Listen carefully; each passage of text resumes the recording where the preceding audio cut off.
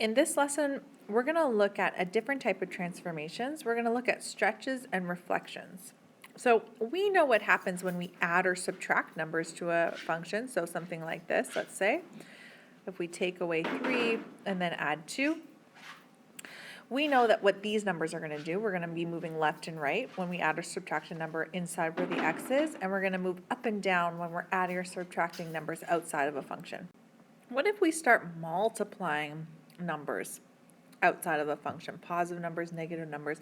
Let's take a look at what this will look like when we do it in this parabola, and what happens when we multiply numbers outside of the sine function.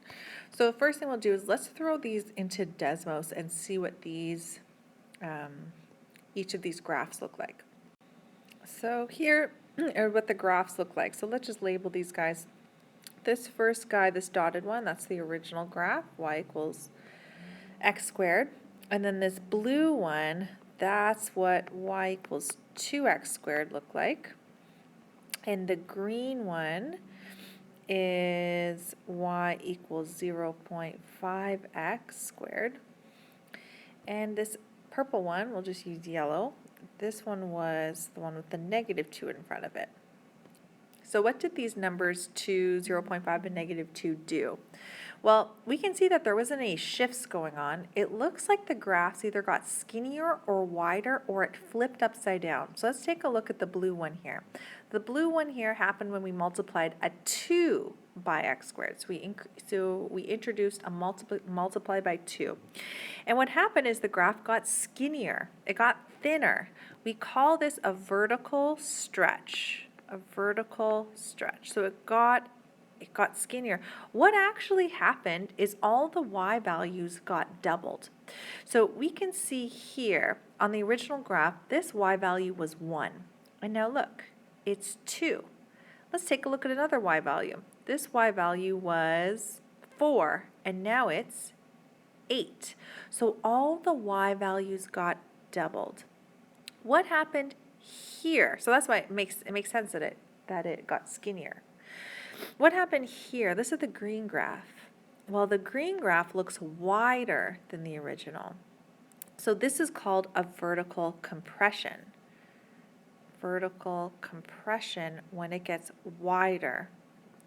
So what happened here to make it wider? Well, again, all the y values, instead of getting multiplied by 2, they got multiplied by 0.5. So that cut them in half. So imagine this one the y value was 1, and now it's 0.5. This y value was 4, and now it's 2. So it looks like we can calculate the new points by taking all the y values and multiplying it by these numbers here. How about this last one? What ended up happening? So take a look at this purple one here. So what did the negative do? It looked like the negative took all the values that were up here and they put them down here. This is called a reflection, and we call it a reflection in the x-axis, because imagine this is the mirror. This is the mirror, and it's reflected in the mirror along the x-axis, and that's how we get this guy here. So we have a reflection in the x-axis because of the negative reflection in the x-axis. How about the 2? What did the 2 do? Well, we know that the 2 should have made it skinnier, like this one here. Take a look at the comparison with these two graphs here, the 2x squared and the minus 2x squared. So the blue one and the purple one. Notice that their width is the same. It's basically the exact same parabola, just one of them opens up and the other one opens down. So when we're reading this, the negative, if we're multiplying a graph by a negative number, that's going to create a reflection. But the number beside the x squared, so not including the negative, just the number 2 here, that's going to make all the y's multiply by 2, and it's going to become vertically stretched again. Vertical stretch. So a negative seems to reflect the graph in the x-axis, and the number itself will still tell us, is this graph going to get skinnier? Is it going to be stretched, or is it going to be wider? let's see what happens when we apply the same numbers to the sine graph. So let's go ahead and put this into Desmos now. So here's what it looks like when we put all those graphs into Desmos. Super pretty. Let's figure out what graph is which here. So this dotted line here, that's the original graph. So that is the sketch of the original y equals sine x. So that's the one we're comparing it to. The red one, that was when we multiplied by 2. So y equals 2 sine x. The blue one is when we multiplied by a half. Y equals 0.5 sine x. And the green one is what happens when we multiply by negative 2 sine x. We multiply by negative 2 and then applied it to sine x. Okay, so let's break this down. Does it have the same pattern as before? So let's just relook at what we found over here. When we multiplied by 2 in the parabola, it made the parabola skinnier. There was a vertical stretch. So imagine, it's hard to do this in video, but imagine someone's hands holding these the elastic here and elastic here. And what's happening is it's getting stretched, it's getting pulled, pulled, pulled, pulled, pulled. Did that happen with the 2 in this case? Let's take a look at this red graph here. Well, if this is our original, didn't this also get stretched vertically? Imagine there's someone's hand here and someone's hand here, and they're pulling in either direction, vertically stretched. The same thing happened. So this was a vertical stretch. And again, what ended up happening is all of the y values got multiplied by 2. So originally this was at 1, and now look, it's at 2. The zeros didn't change, by the way, because what's 0 times 2? It's still 0. But down here, it was at -1, and now times 2, it's -2. So the pattern is consistent between different functions. Let's take a look at this guy here. What happened here in this blue one? Well, on this previous page, what ended up happening is the parabola got wider. It was a vertical compression. Imagine someone's hand is here and pushing down on the parabola. It got wider. Didn't the same thing happen here? Let's take a look. Imagine someone's hand is here and hand is here. It's pushing down. It got compressed. That's what happened. It didn't get wider. It didn't get thinner. It got wider. Hands pushing down on this thing.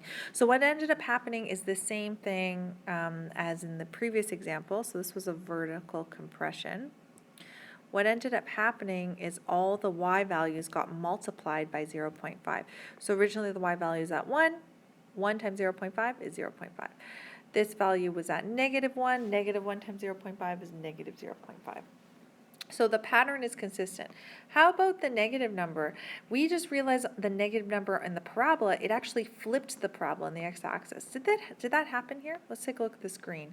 Original of the black, and take a look. Yes, it did flip it. So this negative number outside the function is going to create a reflection in the x-axis, just like it did in the parabola example. And what did this 2 do? This 2 should do the same thing that this 2 does. It should make it skinnier, vertically stretch it. So take a look at this black one here, and then look at the green one. It is skinnier. It did vertically stretch it. It reflected it, but it also stretched it. So if you compare the green one and the red one, we can see that it's the exact same parabola, just one is a reflection of the other. So we had a reflection in the x-axis and a vertical stretch. So let's summarize all this together. So we can call the letter that's multiplying outside of any function a.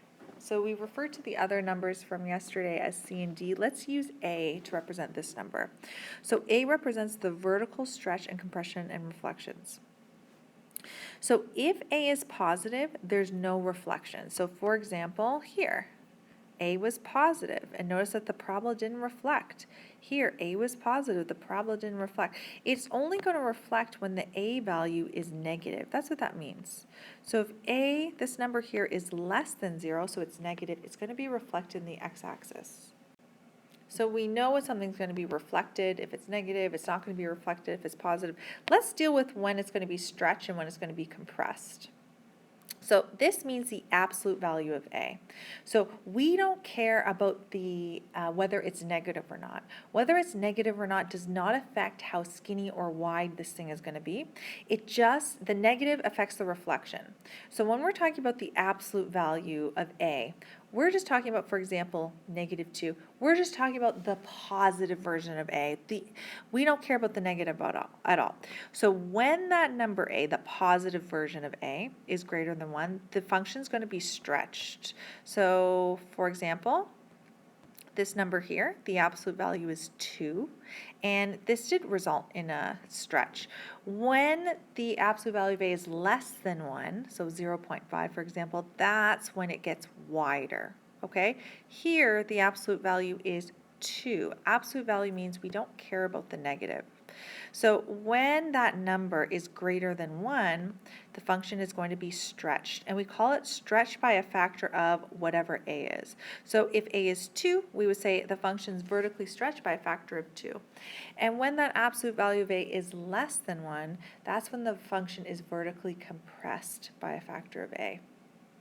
So just as a quick summary, here are all the transformations that we've learned. So this is your function notation because A, C, and D, they can be applied to any function, not just a parabola and sine. So this means if we take this function, whatever it's called, and we multiply by A, what could happen? Well, we know that this is going to create either reflection. This is going to affect reflections. And it's also going to affect stretching and compressing. Stretches, compressions. So that's what A is going to affect, if it's reflected in the x-axis or if there's a stretch or a compression. What did C do? We've talked about this one already. What did C do? This affected the shifts, horizontal shifts, horizontal shifts, left and right. And we have our own rules for that. And then D, this guy here, when we added or subtracted a number outside, this affected the vertical shifts. And we went up and down. So there's a summary of all of the transformations that we've done. So let's try applying all these transformations to an actual graph here. So first, let's list out what the transformations are. So if we're going to use the letters A, C, and D, I know that, first of all, our parent graph must be a parabola because I see an x and I see a squared. So I know that our parent graph is y equals x squared. So I'm going to start with that first. And then let's figure out what each of these numbers are. This number is multiplying outside the function, so this one must be A. This guy here is adding and subtracting inside the function, so it must be C. And then this guy outside adding and subtracting must be D. So we apply transformations from left to right. So we got to deal with this A first. What does that mean? If you go back onto the previous page and take a look, actually we'll do it together. When A is, first of all, A is greater than 0, so there's no reflection. When the absolute value of A is bigger than 1, it's vertically stretched by a factor of A, vertically stretched. So that must mean that we are going to have a vertical stretch by 2. How about C and D? What is this going to do? So we know that this is going to move our function either left or right. In this case, we're going to go to the right 4. And this one is going to move our function down 3. So we know how to do these transformations, but we don't know how to do a vertical stretch by 2. How are we actually going to apply it? A reminder that we need to apply transformations from left to right. So you cannot do these transformations before this one, otherwise we're not going to end up with an accurate graph. So we've got to deal with this 2 first. So there's a note on the other page about how to actually apply these transformations. So when we're talking about a parabola, to apply this transformation of A, all we have to do is multiply all the y values by A. Multiply all the y values by A. Well, what y values are we talking about? We're talking about the y values of our original parent graph, y equals x squared. So previously, when we were just shifting the graph, we would start by sketching out the graph of y equals x squared and then just moving it. But if we're going to multiply all the y values by 2, in this case, it doesn't make sense to draw them out in the graph. It makes sense actually to list them out here. So the first thing I'm going to do is I'm going to list out the points of y equals x squared. We need to know these points really well. So the first point that we typically use is 2, 4, and then 1, 1, 0, 0, negative 1, 1, and negative 2, 4. So those are just points that we found yesterday. We're sketching the points or drawing out the points of y equals x squared. And then we're going to have new points now because we're going to multiply all the y values by 2.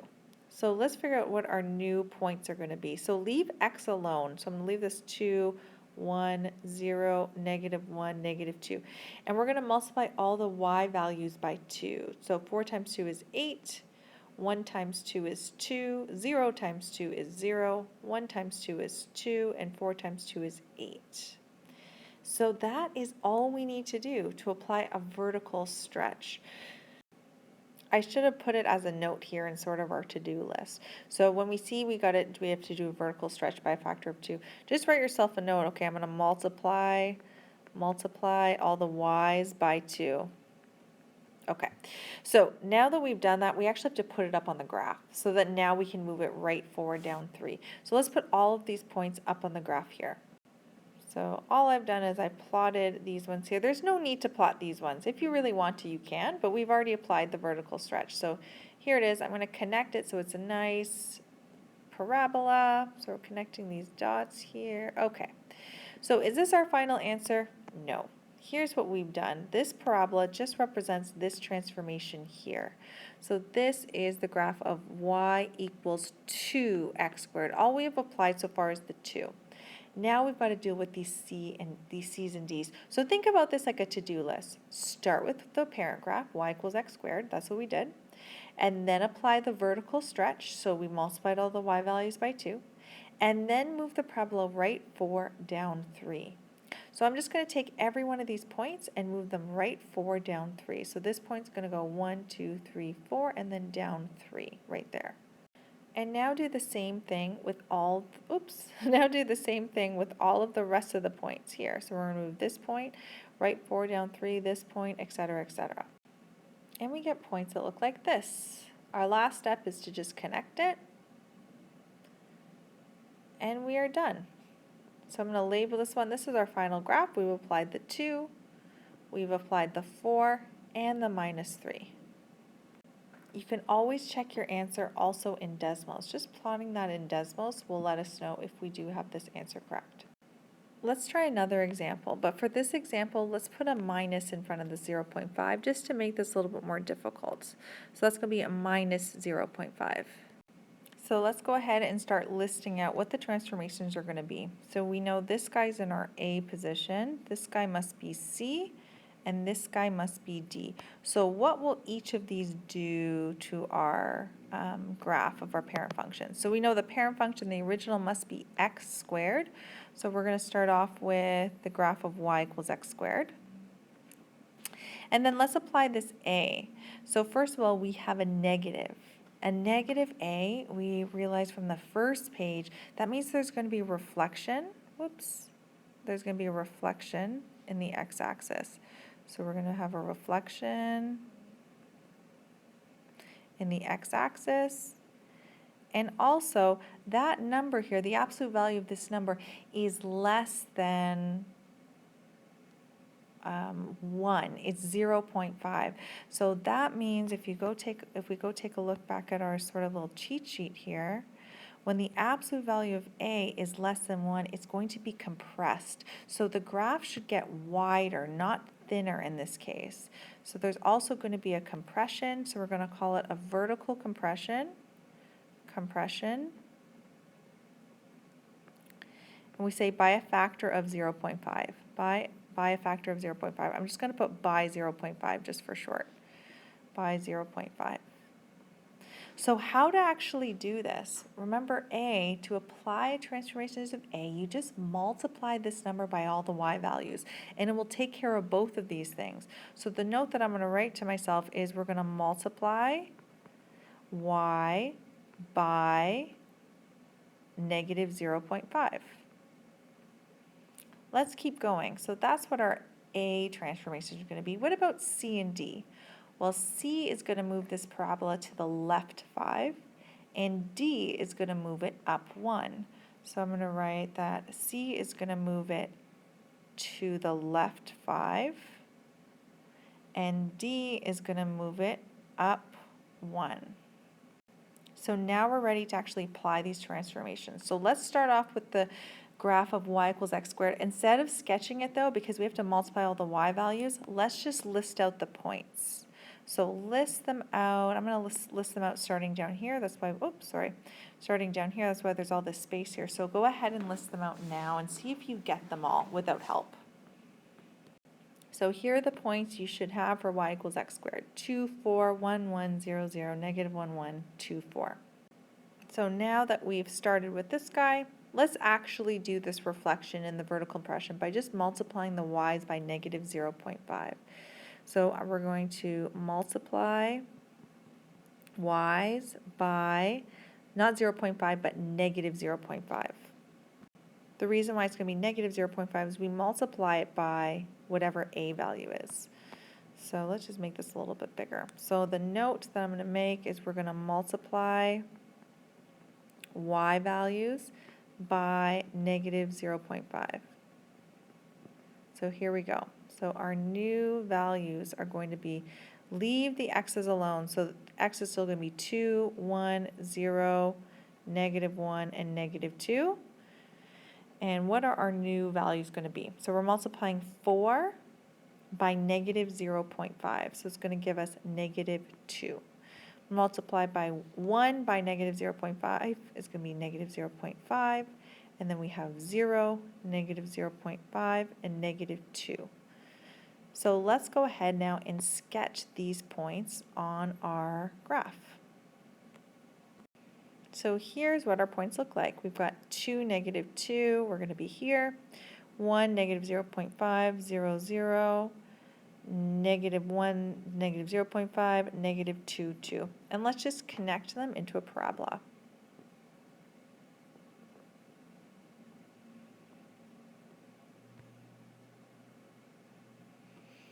So we can see that this parabola should be more compressed, should be wider, and it is. It looks wider, and it's also been reflected. So just in one step, by multiplying by negative 0.5, whatever the a value is, we've done both of these things. So our last step is now just to move every point left 5 and up 1. If you're going to label this guy, this is going to be y equals, we've just applied the negative 0.5. And then now we're going to move every point left 5 and up 1. So here we go. We'll move this guy left 5, 1, 2, 3, 4, 5, and then up 1. And let's do the same for the rest of the points. Once we do that, we should get points on these coordinates, and then we're just going to connect them together, and we have our final parabola. So in this parabola here, we've applied all of, in this parabola here, we've applied all of the transformations. So we've applied the negative 0.5, we've applied the moving 5 to the left, and then adding 1. And we're done.